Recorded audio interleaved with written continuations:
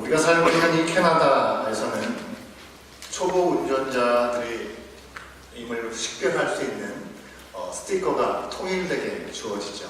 그래서 붙여놓고 다니는 뭐 L자라든지 D자를 보면 저 사람이 운전 실력이 어느 정도구나라고 가늠할 수 있습니다. 그런데 한국의 경우는 어떤가요? 한국의 경우에는 운전자가 알아서 스티커를 붙이지 공통적으로 동일한 이 초보 운전자의 표식을 스티커로 붙이고 다니지는 않습니다.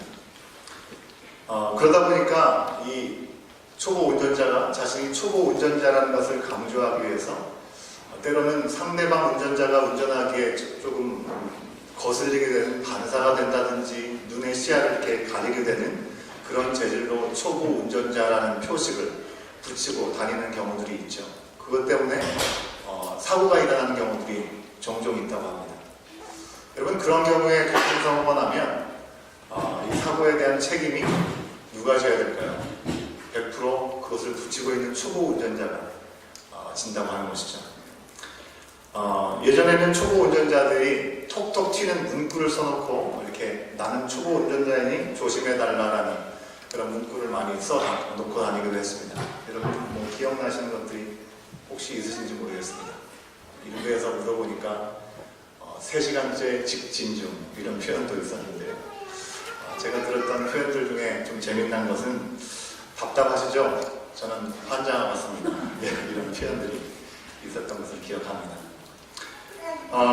여러분 왜 이런 스티커를 붙이고 다니는 것일까요? 내가 초보 운전자이기 때문에 내가 잘 컨트롤할 수 없습니다. 나를 좀 도와주십시오. 여러분이 알아서 주의 깊게 좀 다니시면 좋겠습니다 라는 도움의 요청의 하나의 표식이라고 우리는 생각해 볼 수 있겠습니다. 초보자는 늘 숙련되기까지 뭔가 나보다 더 익숙한 사람들의 손길의 도움이 필요한 것이죠. 그래서 초보자라고 하는 것은 늘 부담이 있습니다. 지난 금요일 기도회 때 제가 말씀 중에 잠깐 언급했던 예수전도단의 설립자이신 데이비드 로스 목사님, 그리고 그의 아내였던 엘렌 로스 선교사님이 있습니다. 이들이 처음에 한국 땅을 밟았을 때 물론 선교에 대한 열정을 가지고 이 땅을, 한국 땅을 밟았겠지만 한국 땅에 대해서는 잘 알지 못하는 자들이었죠. 어찌 보면 선교의 초보자와 같은 자들이다라고 생각해 볼 수 있을지 모르겠습니다. 이 선교의 초보 시절에 참 재미있는 일화가 있습니다. 잠깐 말씀드리고 원하는데, 이 로스 선교사님, 이 엘렌 로스 선교사님이 집에 일하실 때 집에 함께 돕는 한국 아주머니가 있었다는 것입니다. 근데 집에서 음식을 하는 가운데 이 엘렌 선교사님이 이 한국 아주머니에게 이렇게 얘기를 했다는 것이죠. 남자를 좀 주세요 라고 얘기했다는 겁니다. 지금 무슨 상황이라고 말씀드렸죠? 음식을 하고 있는 중입니다. 음식을 하는 중에 남자를 주세요. 그것은 무슨 말일까요? 네? 당황해서 도대체 무슨 말인지 의아해하는 이 한국 아주머니에게 다시금 잘 못 들어서 그렇구나 라는 생각을 가지고 이 엘렌 선교사님이 좀 더 정중하게 물었다는 것이죠. 남자를 저에게 가져다 주시면 좋겠어요 라고 얘기했다는 것입니다. 뭘까요, 여러분? 이 엘렌 선교사님 한국말이 익숙치 않아서 어리숙해서 잘 표현을 못하신 것이죠. 감자를 달라는 말을 남자를 달라는 거 착각해서 얘기하는 것입니다. 근데 또 재밌는 건 뭔지 아십니까? 그 한국 아주머니가 감자를 줬다는 겁니다. 파악을 했다는 것이죠. 여러분, 우리가 초보로서 뭔가를 처음 시작하게 될 때 뭔가 어리숙하고 어렵고 때로는 위험스러운 상황들을 우리가 많이 경험하게 되는 것이죠. 그래서 자신도 조심하고 또 주의를 기울이는 것 당연하지만 누군가 다른 사람의 도움이 필요한 것이 우리가 부인할 수 없는 사실이라고 하는 것입니다. 초보 운전자도 그렇지만 일을 새롭게 시작하면서 트레이닝을 받는 일꾼도 마찬가지고요. 심지어는 복음을 증거하고 사랑을 전해야 되는 이 선교사에게도 초보 선교의 일을 감당할 때는 주변에 많은 인내가 필요하고 때로는 도움이 필요하다고 하는 것입니다. 그런데 사랑에도 예외가 아니라고 하는 것이죠. 우리가 하나님 사랑, 이웃을 사랑하라는 그런 주제에 따라서 하나님의 말씀을 계속해서 살펴보고 있습니다. 하나님을 사랑하고 이웃을 사랑하라고 하신 그 삶에도 사실 초보 시절에는요, 실수도 많고 순탄하지 않은 그런 경험들을 많이 하게 됩니다. 그런데 하나님께서 우리의 이런 연약함과 우리가 초보라는 것을 모르셔서 사랑해라, 나를 사랑하고 이웃을 내 몸과 같이 사랑하라 라고 말씀하셨을까요? 이미 우리의 연약함을 하나님은 너무나 잘 아셨습니다. 그래서 하나님께서는 친히 예수님을 이 땅에 보내주시고 사랑은 이렇게 하는 거야 라고 본을 보여주셨습니다. 더불어서 성령님을 보내주셔서 우리가 어떻게 사랑할 수 있는지를 직접 안내해 주시기도 하시죠. 더 구체적으로는 우리에게 믿음의 선배들을 보내주시고 그 믿음의 선배들의 손길을 통해서, 아니 더 구체적으로는 이 자리에 함께 앉아있지만 나보다 믿음의 연륜이 있는 그 믿음의 선배들을 통해서 직접 눈에 보는 그 모습을 통해서 아, 이렇게 사랑하는 거구나 라고 깨닫게 하시고 알게 하시는 부분들도 있다고 하는 것입니다. 그 가운데 오늘 말씀을 통해서 우리가 만나게 되는 사도 바울이 있습니다. 사도 바울은요, 초대교회 입술로 복음을 증거할 뿐만 아니라 그가 삶의 자리에서 어디든지 향해 주저하지 않고 달려가는 발걸음을 통해서 정말 하나님의 사랑을 선포하고 증거했던 사람 중에 한 사람인 것입니다. 그가 지나간 자리마다 하나님의 그리스도의 증거가 남아 있었습니다. 그것은 바로 교회였다는 것이죠. 바울은 3차에 걸쳐서 전도행을 하면서 수많은 교회들을 세웠습니다. 그리고 예루살렘으로 돌아갔을 때 예루살렘에서 반대자들에 의해서 고발을 당하면서 원래부터 바울 사도가 가고자 했던 로마로 향하여 가기를 소원하는 마음들이 있었습니다. 재판을 앞두고 가택 연금 상태에서 비록 감옥은 아닐지라도 사람들의 감시를 받으면서 자유롭게 행동하지 못하고 집안에 머물면서 거할 수밖에 없었습니다. 그곳에 머물면서 바울 사도는 그가 그동안 거쳐갔던 많은 교회들을 향해서 편지를 써가기 시작했습니다. 성령 안에서 그 교회들이 더욱더 강건해지기를 바라는 마음 때문에 편지를 쓴 것이죠. 그래서 우리는 옥중서신이라고 얘기를 합니다. 오늘 본문 말씀이 담겨져 있는 에베소서도 마찬가지로 옥중서신으로 에베소와 그 지역에 있는 교회들에게 바울은 그를 통해서 주셨던 그 말씀의 핵심들을 다시금 기억하라고 그들을 격려하고 또 책임감을 가지고 편지를 적어 내려가고 있는 것입니다. 여러분, 에베소 교회가 어떤 교회입니까? 바울이 3년 동안 머물면서 말씀으로 가르치고 돌봤던 교회였습니다. 사실 그들 또한 하나님에 대한 사랑의 말씀을 들었습니다. 사랑이 아직 초보인 그들에게 바울이 도움이 되기를 원했다는 것이죠. 바울은 자신의 몸이 갇혀있는 가운데 있음에도 불구하고 연약함과 미약함이 있었지만 돕는 도구로서 로마에 갇힌 상황에서 그 교회를 향해서 선포합니다. 하나님과의 온전한 믿음의 관계를 바로 세우는 일들을 계속해서 이어가라 라고 권면하고 있는 것이죠. 에베소 교회인들에게 초보 운전보다도 어쩌면 때로는 더 아플 수밖에 없고 위험할 수도 있는 이 사랑에 관해서 과연 무슨 얘기를 하고 있냐고 하는 것입니다. 먼저 첫 번째로는요, 우리가 함께 읽었지만 1절 말씀을 함께 다시 한번 확인해 보기로 원합니다. 우리 5장 1절의 말씀을 우리가 같이 한 목소리로 함께 읽어봅니다. 시작. 그러므로 사랑을 받는 자녀같이 너희는 하나님을 본받는 자가 되고. 무엇을 얘기합니까? 하나님을 본받아 사랑하라 라고 말씀하고 있습니다. 여러분, 초보자일 때는 무엇인가 이렇게 하면 되는구나 라고 하는 지침을 보여주는 멘토, 모델이 있으면 그거 이상 좋은 것이 없는 것이죠. 왜 그렇습니까? 막연한 것이 눈에 보이고 이렇게 하면 그대로 따라하면 되겠다라는 확신이 들기 때문에 그렇습니다. 사랑에 있어서도 마찬가지라고 하는 것이죠. 여러분, 우리 자녀들 이 땅에 태어났을 때 정말 아무것도 할 수 없는 존재들이었습니다. 그러기에 우리의 자녀들은 부모님의 일거수일투족을 그대로 보고 그대로 흡수하게 되는 것이죠. 여러분 아신 대로 저에게도 세 자녀가 있습니다. 첫째만 어리게 있을 때 이 첫째가 사실 이 말을 떼는 것이 좀 더뎠습니다. 늦었습니다. 그래서 이 몇 마디 하는 것 가운데 많지가 않았는데 그 중에 했던 말이 잠깐만이라는 그런 말이었습니다. 2살, 3살 되었을 때 저희가 한참 청소년 사역에 집중을 하고 부부가 열을 올리면서 좌충우돌 하면서 지내게 되었을 때 2살짜리, 3살짜리 되었던 저희 아들이 이거 해달라 저거 해달라가 요청하는 순간들이 분명히 있었던 것이죠. 근데 그때 다른 일들에 집중하느라고 잠깐만을 많이 반복했었던 것 같습니다. 그래서 저희 아들이 잠깐만이라는 말을 몇 안 되는 단어 가운데 유일하게 가지고 있었던 말이었습니다. 참 짠한 마음이 사실 그때 들었었는데요.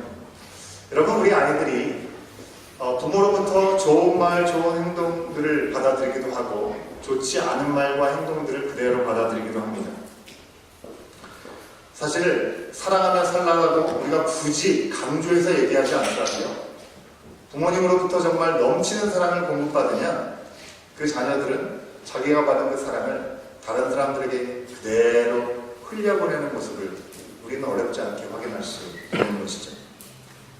부모가 손이 크고 잘 대접하는 것을 보면 자녀들도 똑같이 크게 많은 사람들에게 대접하는 모습들을 우리가 확인할 수 있죠. 여러분, 사랑은 받은 대로 또 그 사랑하는 존재로 자라가는 것은 우리가 너무나 수없이 많이 확인할 수 있는 부분이죠. 이제 돌아오는 주간에 3월 1일이 되는데요. 3.1절이 100주년이 되는 해가 된다고 합니다. 우리 민족 가운데 있었던 참으로 아픈 일들도 있었지만 그 가운데 하나님께서 은혜를 베푸셨던 일들도 우리가 차근차근 돌아보면 참으로 은혜 가득한 시간들이 우리 민족 가운데 허락되었다라고 생각해 볼 수 있는데요. 여러분, 우리 민족의 역사 가운데서도 사랑을 받고 그 사랑이 그대로 흘러가는 모습을 고스란히 우리가 확인할 수 있는 일들이 있습니다. 한국전쟁이 있었던 직후에 곤란함을 겪은 그 순간순간 가운데 세계 여러 나라들에서 한국에 있는 어려움 가운데 있는 어린아이들을 돕는 베푸는 손길들을 보내었었던 시간들이 있었던 것이죠. 한국전쟁 중이었던 1952년에 전쟁을 치르고 있는 미군들을 위로하기 위해서 한국 땅을 밟았던 목사님이 한 분 계십니다. 에버렛 스와슨 목사님인데요. 이렇게 생겼습니다. 가운데 앉아 계신 이 목사님이 에버렛 스와슨 목사님인데요.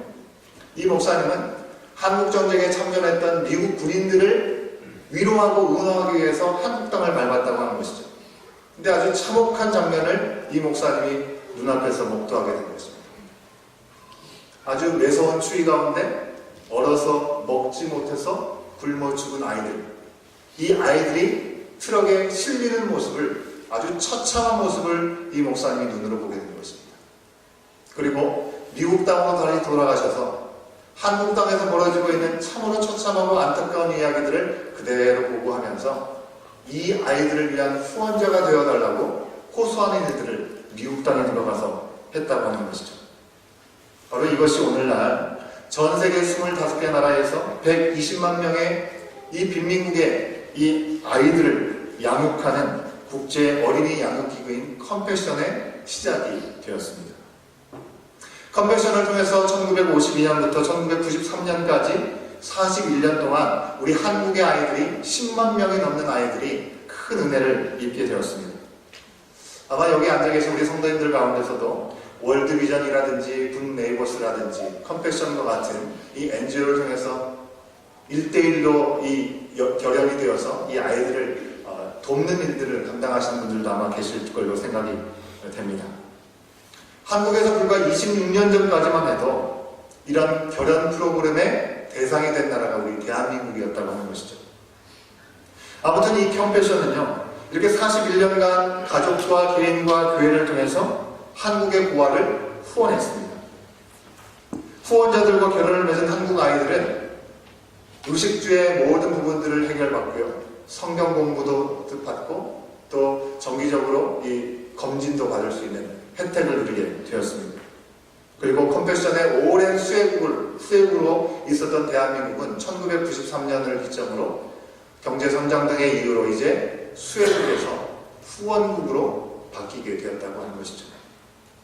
사랑을 받았고 그 사랑을 알았기 때문에 그 사랑을 본 그 시간을 통해서 성숙해져가며 이제는 사랑하는 자의 자리에 설 수 있게 되었다는 것입니다. 여러분, NGO를 통해서 많은 사랑이 증거되지만 그 가운데도 왜 연약함이 없고 왜 아쉬움이 없겠습니까?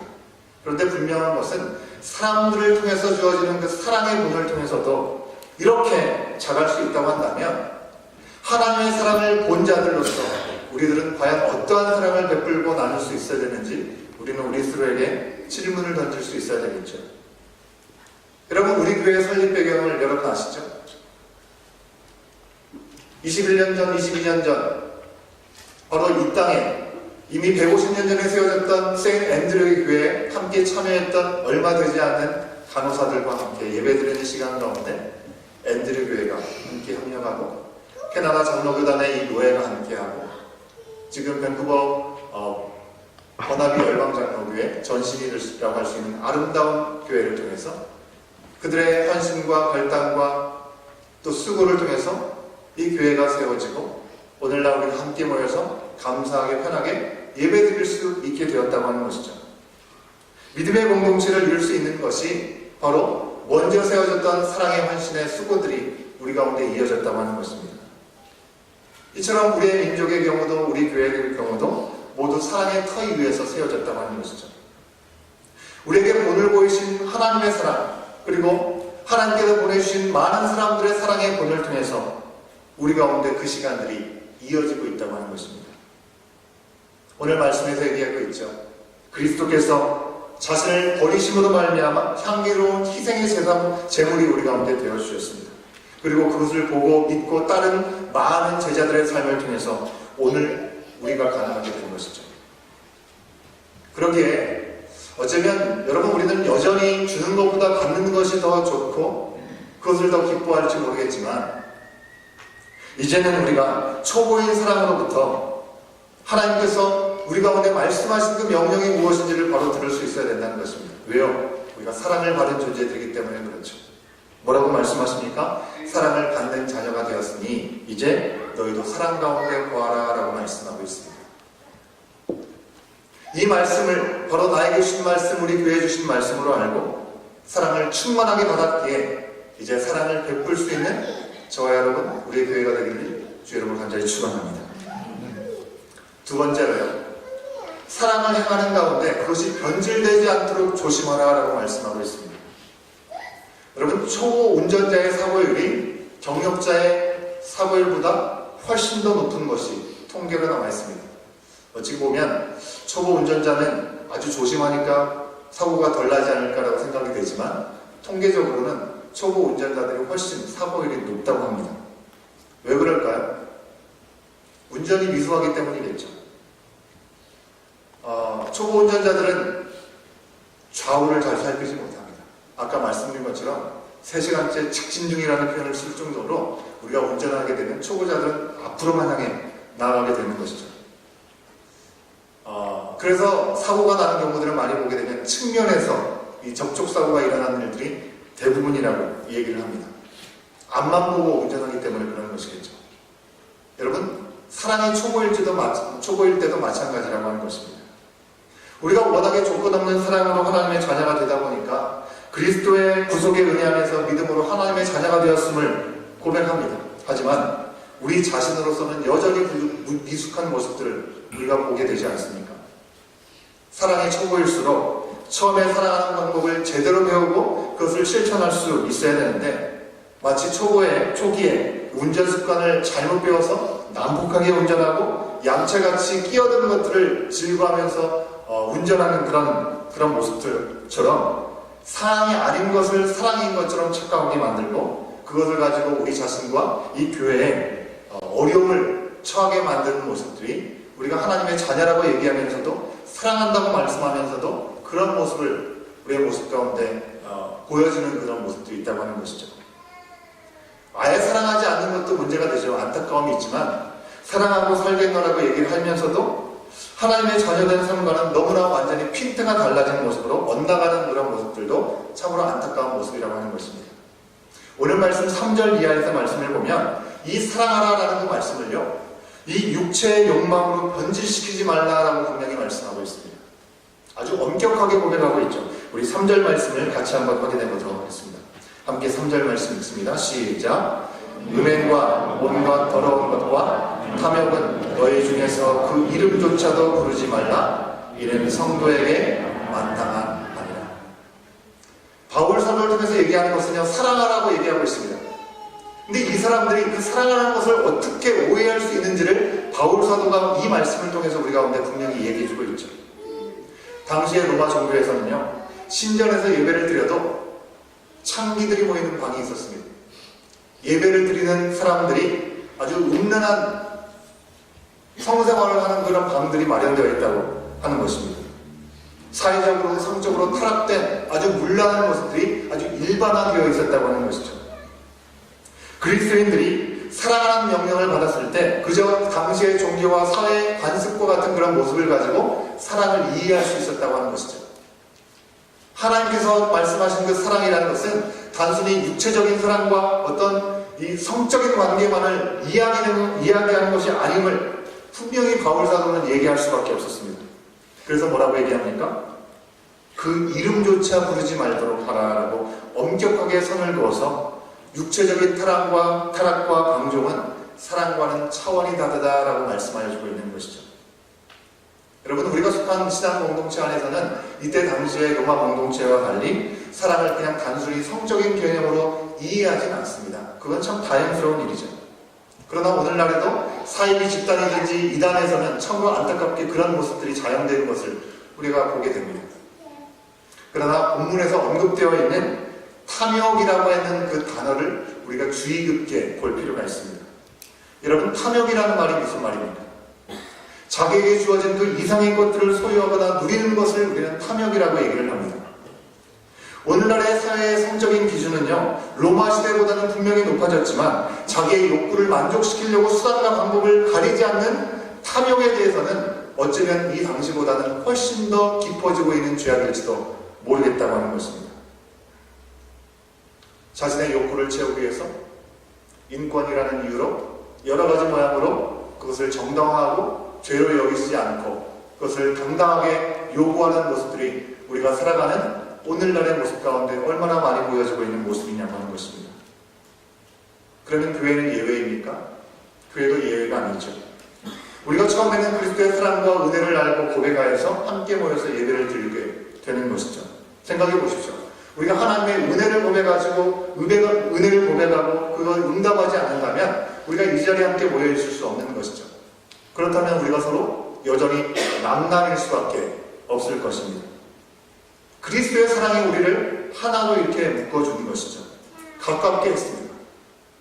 분명히 그리스도의 사랑 안에서 우리가 형제로 자매로 함께 일컫고 부를 수 있게 되었음에도 불구하고 적지 않은 경우에 그리스도 안에서의 만남과 모임들은 나의 즐거움과 나의 만족을 위한 모임으로 전락해가고 있는 모습들을 우리가 보게 된다는 것이죠. 그리스도가 주인이 되고 하나님의 영광을 위한 모임이 교회 안에서도 찾아보기가 어려운 시대를 우리가 살아가고 있습니다. 우리가 모이는 소그룹의 모임에서는 정말 하나님의 말씀으로 인도함을 받고 또 말씀 안에서 우리의 삶의 방향을 지시받고 그것을 추구하고 있는지, 아니면 그저 우리의 상식과 우리의 경험을 토대로 우리가 서로 알고 있는 정보를 교환하면서 그렇게 바쁘게 우리의 외로움을 달래면서 우리의 욕구를 만족시키는데 초점이 맞춰져 있는 우리의 모임은 아닌지 우리는 돌아볼 필요가 있다고 하는 것입니다. 여러분, 우리들의 교회는 어떻습니까? 꼭 우리의 모임은 하나님의 말씀이나 그리스도의 이름이 주어지는 것, 아니 교회에서 충분히 했으면 됐지 굳이 우리가 모이는 이런 모임에서조차 그럴 필요가 있어? 라고 말하는 모임은 되지 않습니까? 내가 좋고 우리가 즐거우면 되지 하나님의 말씀이나 기도나 성령의 역사는 길자리가 없어지는 우리들의 모임이 되어버리고 있지는 않은지 우리는 돌아볼 수 있어야 되는 것이겠죠. 그럴 수 있는 우리들을 향해서 오늘 말씀은 분명히 말씀합니다. 그것은 사랑이 아니라고 단호하게 말씀하고 있습니다. 우리의 욕구를 채워가는 그 자리들은 사랑의 나눔이 아니고 우리가 있어야 될 곳도 아니라고 말씀합니다. 우리의 욕구를 채우기를 원하는 그런 우리들의 마음을 향해서 하나님은 탐욕이라는 그 이름조차도 부르지 말라라고 바울 사도를 통해서 말씀하고 있습니다. 4절 말씀을 함께 확인해 볼까요? 4절 말씀도 우리 같이 한번 확인해 봅니다. 시작! 누추함과 어리석은 말이나 희롱의 말이 마땅치 아니하니 오히려 감사하는 말을 하라. 여러분, 누추함과 어리석은 말, 희롱하는 말, 그것이 마땅치 않다라고 얘기하고 있죠. 무슨 얘기입니까? 조속하고 점잖지 않은 농담을 행하는 것, 상스러운 말과 다른 사람들을 흉보는 것, 험담하는 것, 그런 말들을 이렇게 표현하고 있는 것입니다. 저는 때로 교회 안팎의 사람들에게 교회 안에서 지체들로부터 들었던 말이라고 하면서 듣게 되는 말들이 있습니다. 교회 안의 지체들에 대한 이야기뿐만 아니라 밖에 교회에 발을 들이지 않은 분들에 대한 이야기, 다양한 대상들이 다양한 것 같습니다.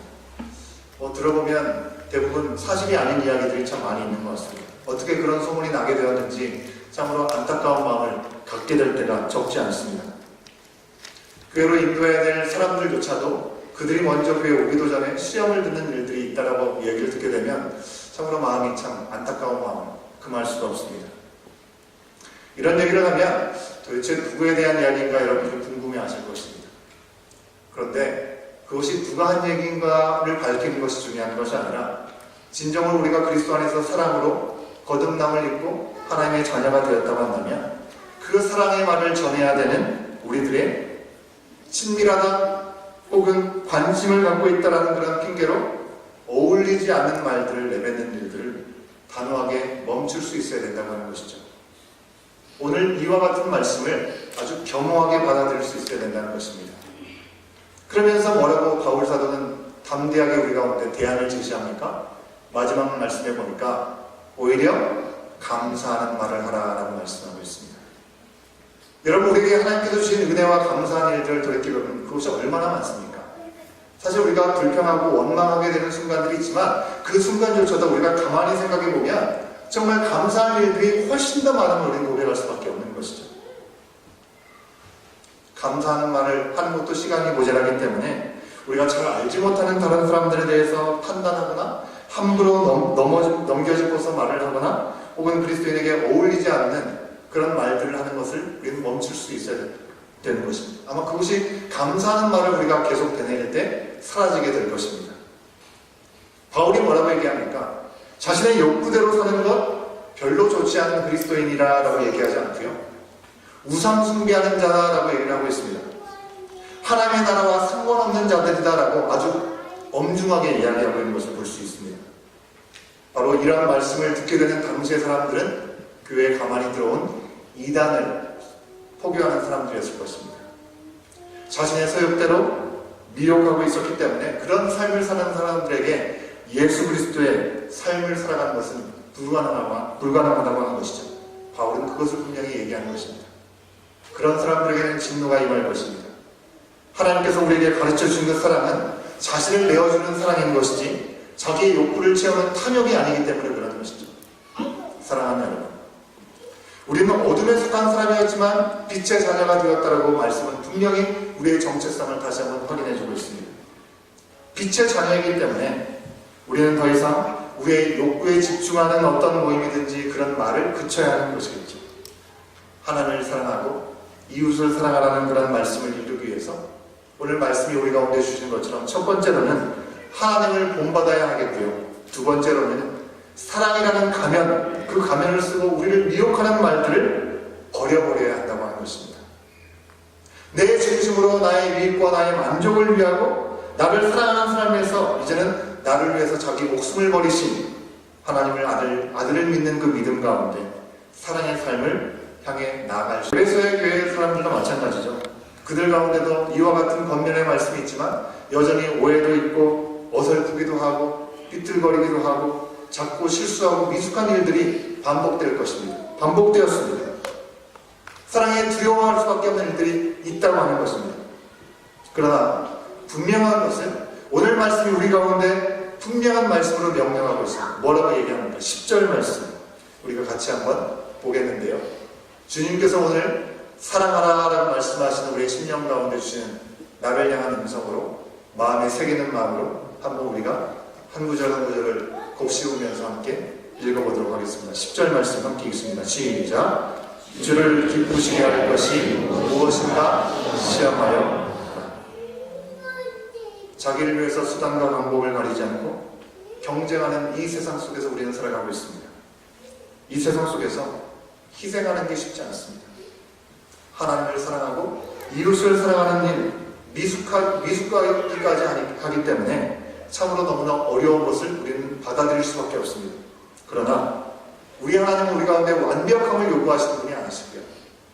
한번 시험해보라라고 하나님께서 우리 가운데 주신 말씀입니다. 하나님께서 기뻐하실 것이 무엇인가? 우리는 어떻게 하나님을 사랑하고 내게 허락하신 이웃들을 사랑할 수 있을 것인가? 내 마음속에 질문을 던지고 나에게 주신 그 시간 앞에 성령의 인도하심을 구할 때 그동안 우리가 알지 못하고 맛보지 못했던 일들을 우리는 경험할 수 있는 은혜 자리를 향해 나갈 수 있게 될 줄로 믿습니다. 사랑하는 여러분, 우리를 이처럼 사랑하셔서 영원히 우리와 함께 하시기 위해서 그 무엇도 아끼지 않으신 우리 하나님께서 그 사랑으로 여전히 미숙하고 부족한 우리지만 이제는 나누기를 원하십니다. 사랑을 받았으니까 그 사랑은 머물러 있으면 안 되는 것입니다. 여러분, 교회가 어떤 것입니까? 교회는 하나님의 사랑을 공급받는 인큐베이터라고 얘기할 수 있겠습니다. 죄로 인해서 죽었던 우리들 아니었습니까? 그리스도의 보혈로 새 생명을 얻게 되었고 그 사랑으로 우리는 충만한 은혜를 이미 공급받았습니다. 그런데 여전히 교회 안에서만 사랑받기를 원하는 마음으로 갈구하는 마음만 가지고 있다고 한다면 하나님의 안타까우심을 우리는 볼 수 있어야 되는 것이죠. 그런 교회만 머물러 있게 된다면 오늘 말씀에서 얘기하고 있죠. 마지막 절에서 잠자는 자여 깨어 일어나라라고 말씀하고 있습니다. 무슨 얘기입니까? 우리가 우리의 만족에만 머물러 있고 우리가 원하는 것만 추구하는 그런 모습을 살다 보면 자칫 교회가 우리를 숨기고 잠들게 만드는 관으로 전락할 수 있다는 것을 말씀하고 있습니다. 특별히 오늘 헌신 예배를 드리는 찬양대와 찬양팀 여러분들, 우리가 하나님 앞에 예배자로 섬길 수 있는 특권을 얻었다는 것 너무나 귀하고 감사한 일이 아닐 수 없는 것이죠. 하지만 우리가 입술을 통해서 찬양하는 것이 그냥 울려퍼지고 사라져버리는 그런 사랑이 아니라, 그런 선포가 아니라 정말 오늘 우리에게 주신 그 말씀이 살아 역사되어서 우리의 입술로 선포되는 것이 우리의 삶의 현장 속에서 능력으로 나타날 수 있는, 그래서 결단으로 하나님께서 준비한 일들을 온전함으로 올려드릴 수 있는 살아있는 예배자로 섬기는 우리 찬양대와 찬양팀 우리 모든 구성원들 되기를 주의 이름으로 축원합니다. 더불어 이 자리에 앉아있는 우리 모든 예배자들도 마찬가지죠. 우리가 이제 믿음으로 일어나서 삶의 자리마다 사랑을 나누고 행하러 한 걸음 나갈 수 있어야 되겠습니다. 우리의 이웃과 교회가 주 안에서 생명의 길을 가게 되기 위해서 때로는 우리가 두려움과 떨림으로 나아가는 그 길이라 할지라도 분명히 그리스도께서 우리 가운데 빛을 비춰주신다라고 약속해 주셨습니다. 그 약속을 경험하기 위해서는 한 걸음 내디뎌야 하는 것이겠죠. 여전히 사랑의 초보일 수밖에 없는 우리들이라 할지라도 그 초보의 사랑을 주님 앞에 내어드리고 한 걸음 한 걸음 온전함으로 나갈 수 있는 우리의 모습이 되기를 주 이름으로 간절히 축원합니다. 함께 기도하시겠습니다.